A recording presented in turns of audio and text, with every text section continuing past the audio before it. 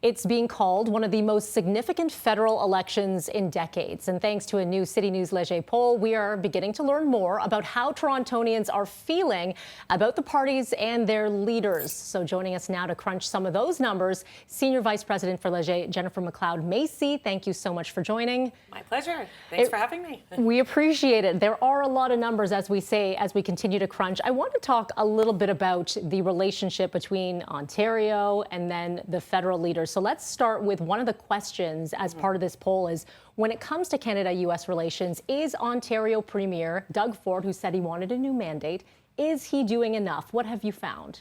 Well, this is really interesting because normally premiers don't get involved in these kinds of things, right? And we might have wondered what he was doing, but really the public does say he's doing enough. 6 in 10 say, yes, he's doing great. He's doing enough, and I think they really appreciate it.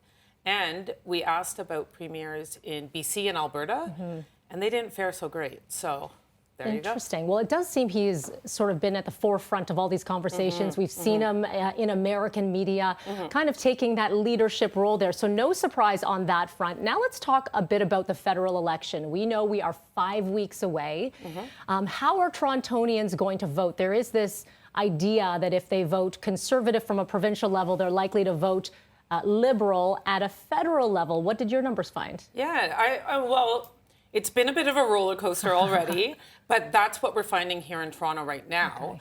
Okay. So not dissimilar from historical findings, but also that's what we're finding nationally as well, that Liberals are edging above. Of course, in Toronto, it's a big gap. We've got about a 20-point gap. Wow. So can you break it down a little bit further on, some of the specifics that people might be looking at when it comes to voting for their federal party?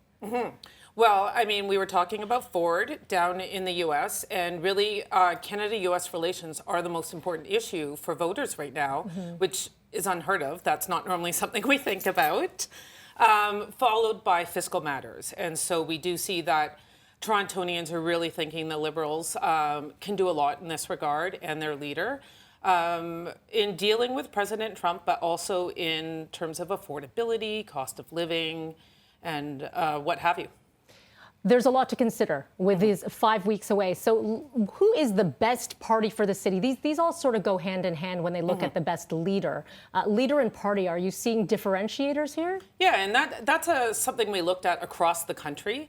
But in Toronto, it's the same story, right? And so it's really, I'm most likely to vote Liberal when I'm thinking about my country. And when I'm thinking about my city, I think the Liberal government would be best for Toronto. Okay. Finally, again, as we look at the numbers here up on our screen, the best prime minister when dealing with Canada-U.S. relations, according to Torontonians, and this is what they say.